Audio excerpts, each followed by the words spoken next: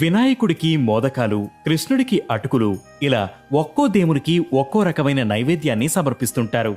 అలాగే హనుమంతుడికి వడమాల సమర్పిస్తారు.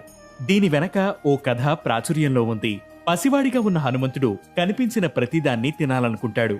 ఎర్రగా కనిపిస్తున్న సూర్యుణ్ణి చూసి పండుగ భ్రమపడి దాన్ని అందుకోవాలని వేగంగా వెళుతుంటాడు. మరోవైపు గ్రహణకాలం సమీపిస్తుండటంతో రాహువు కూడా సూర్యుడికి అడ్డంగా వస్తుంటాడు.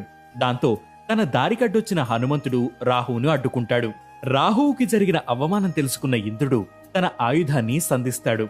అది ఆంజనేయుని దవడకు తగులుతుంది.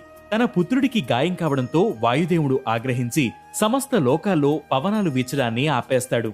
దాంతో దేవతలంతా దిగివచ్చి వాయుదేవుణ్ణి శాంతింపచేసేందుకు ఆంజనేయుడికి తమ వద్దున్న వరాలు